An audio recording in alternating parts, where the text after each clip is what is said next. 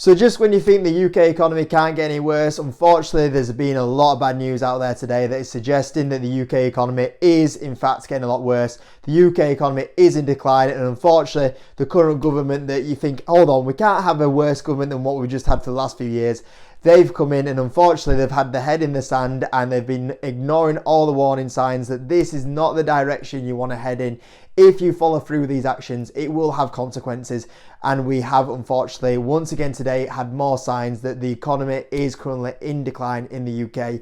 So let's take a look at that bad news that came out. Hope you enjoyed the video, hit the like button, let's get started. So after getting inflation down to the 1% level, inflation is back on the rise and it is rising rapidly at the moment. The UK inflation data came in at 2.6% and is very quickly headed in the wrong direction. The scary thing is that this inflation data is only going to continue heading in the same direction, which is not what you want to see. It's not what you want to see after we've just come off a massive spike of inflation in 2022. Prices have already gone sky high, consumers have already been hit, and then we're going to go through the same cycle all over again. But this time, this surge of inflation data is very much self-inflicted. This has actually been caused by the current UK government, which has been this shame because we actually had one of the lowest inflation data out there in the UK only a couple of months ago. Unfortunately, since the new UK government has come in, they made all the wrong decisions. That means that inflation is going to start rising even more from where it is right now.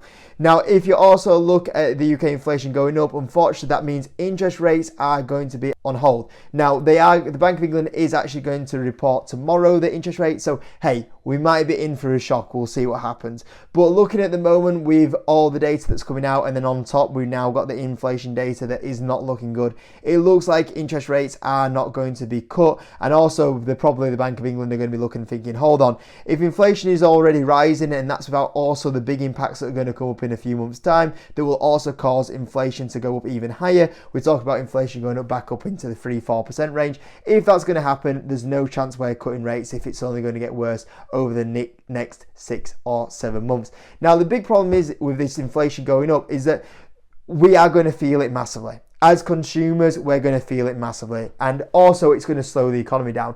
Back when we had lower inflation and we would have been able to have the interest rate cuts, that would have been really good. It would have speeded up the economy. We're going to see house sales happen more often. If people are buying more houses, people are going out and buying new items for the houses, and it just speeds up the economy. Because we aren't getting the interest rate cuts anymore, that is going to massively slow down the economy. The other thing that's going to happen is what we've seen is a lot of people that have had mortgage rates at very low rates of 2%, maybe 3%. All the people that are having to start renewing all of these mortgages now, and having to renew the mortgages on these 4-5% ranges, this is increasing household bills by £300, £400, £500, £1,000 in some cases every month onto their mortgage bills. Now, because of that, that means all the households are very much tightly constrained on what they can spend every month in the UK economy, because people have so much extra to pay on their mortgages or even the rents, because obviously landlords, their interest rates have gone up and they have to charge more rents because everybody is having to pay more out because of these higher interest rates. That is also causing a big squeeze on the consumer spending. If this was to go, the UK economy would have been in a lot better place, but because of this inflation going up, because interest rates are going to go up or stay higher up, people aren't going to go out there and spend the money because they have to pay so much more on the rent and also the mortgages. It's making a massive difference out there. That is one of the biggest differences that's happened in the last kind of 2 or 3 years, that people used to have cheap mortgages, cheaper rent, and because of the spike in interest rates, it means people have to spend so much on their living conditions. If the UK government really wanted to get the economy speeded up, the best thing they can do is get these interest rates down. And the way they do that is by making sure inflation stayed low. Inflation is not staying low at the moment, it is rising. And the worrying thing about the inflation rising, and also when you look at the CPIH data, that's spiking up massively. If we look from where we were at September of 2.6%, you can see here we're back up to 3.5% as well. That's rising very quickly and is only going to continue to rise. Because what's going to happen is things are only going to get worse in the UK economy. When we get into April time, things are going to get worse, because when we get to April time, we're going to have the awful budget start kicking in. The awful budget, which I still don't know how came in. I don't know how Rachel Reeves did not go to any businesses and tried to see what the impact would be. Can you tell me your numbers with this? How are you going to stop the cost pressures? And if she actually had a little bit of common sense, if she had some business sense, which she doesn't because she's never run a successful company before, but if she had business sense, she would have seen that the only way that these companies can consume the big increases that she's done on the NI and the NI threshold, that's the big thing, is that she's not only just increased the NI contribution by 13.8% to 15%, she's not only just done it like in a steady way, she's just gone for like the full blown hit. And as well as doing the big increase on the NI, the threshold from where we pay, or businesses have to pay the NI, has gone from 9,100 to 5,000. And this is a big impact because it's going to hit so many businesses, and businesses can't just soak it up. I think the Chancellor was so narrow-minded to think that businesses were just going to take it on the chin and go, no, we'll pay that extra money out, and they're happy to see the profit margins get slaughtered, the business struggle, maybe even put businesses that were into profitability into unprofitable businesses, and those businesses go completely bust because of these big increases. All the companies that have the big that employ the most people are hit the hardest. That's the worst thing about this, is all the companies that hire 2,000, 3,000, 4,000 people are the ones that are going to get hit the hardest. That, you know, you're going to potentially, if they suffer and you lose because you wanted a bit more money, you're going to lose those 3,400 jobs that were maybe employed by one employee because they've been hit the hardest because of all these cost pressures that are being put on. But what's going to happen is these businesses are going to have to cover the cost of these NI and the increase of what they pay and the threshold. And all these businesses here aren't going to sit there and take it. They're going to have to put the prices up. Now, they've got until April to do that. But what we're starting to see already is inflation going up, getting ready for the impacts because of this. But what we're going to see in December, January, February, March, April, in the next few months, all we're going to see is inflation go up more and more. It's going to go up 2%, 3%, 4%, 5%. And once again, we're not going to see the interest rates being cut at all. And that's going to have, once again, a knock-on impact. And a clear example of that was Shoezone today. Shoezone stock fell down 50%. It recovered some of it.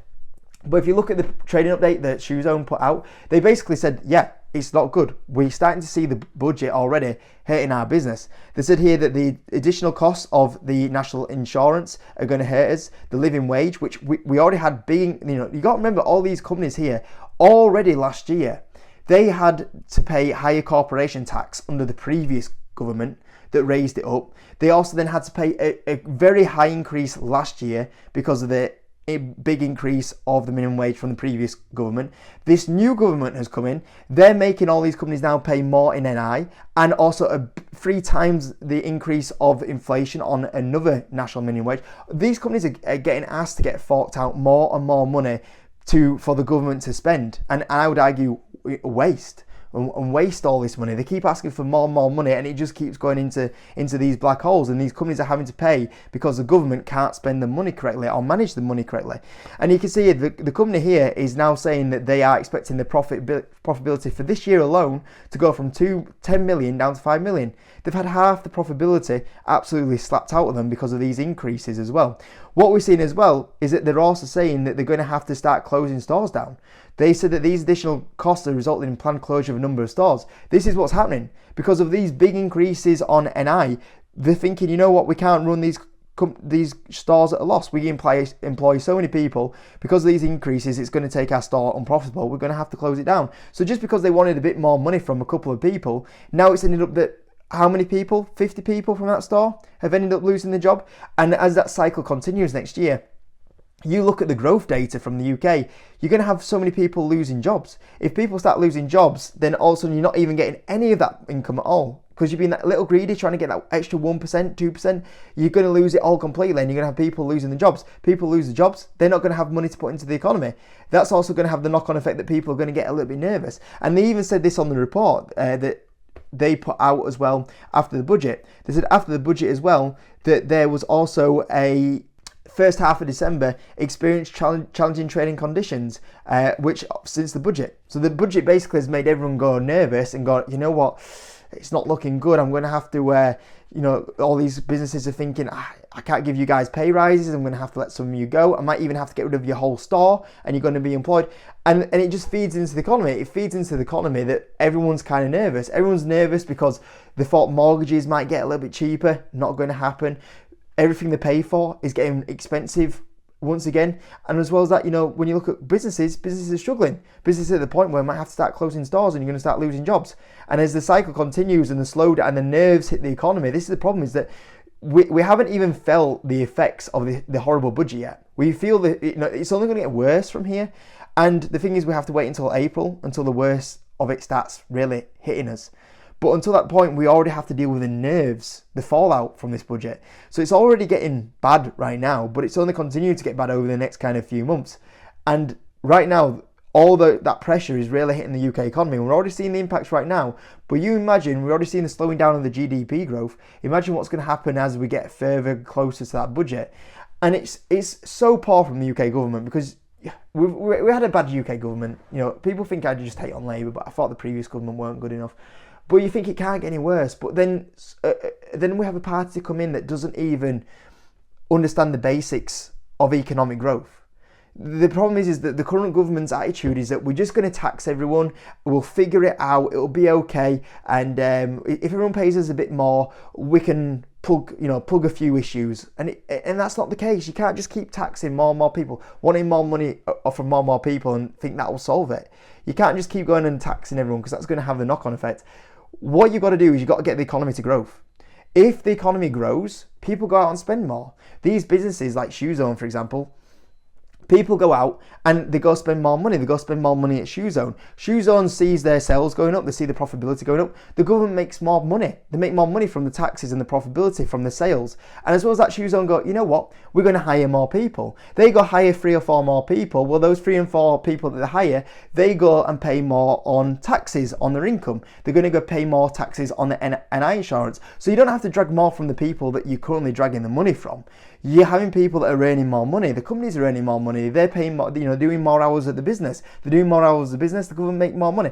The way that economics works is that you've got to grow your economy, and everybody spends more. You make more in taxes. That's how you get an economy that does very well. You don't keep a tax. You can't just keep asking for more and more money to fund a black hole. And the other thing, you could go on this for ages, because I think there's parts of the UK at the moment, especially I'd say in public workforce, where money is thrown down a black hole that could be spent a lot times better and should be run a lot more like private companies.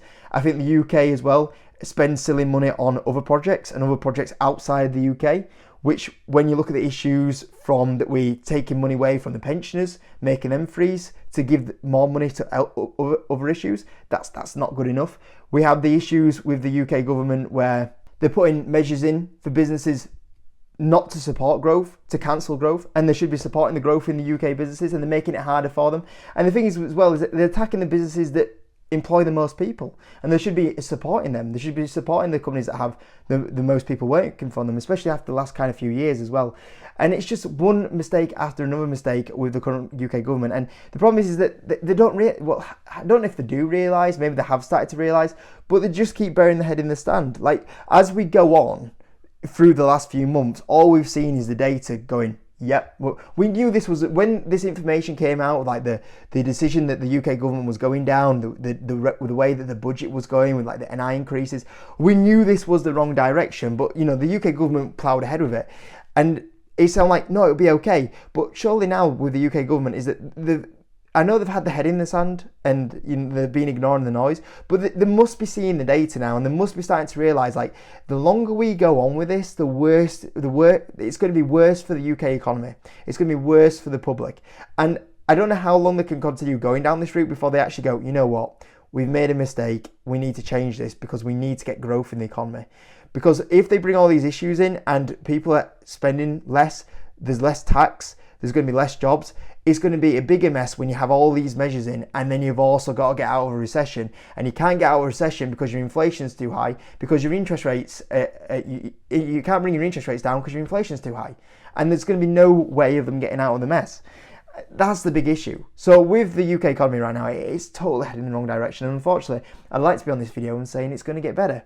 But unfortunately, I've got to say, until we get past April, and probably to the end of April 2025, so into April 2026, I can only see the next year really getting worse for the UK economy until the UK government starts changing their mind. And hopefully they do realise that, but at the moment it seems like they're not. So yeah, buckle yourself in, because it's going to be an ugly few months in the UK market and the UK economy. So not looking good out there, guys.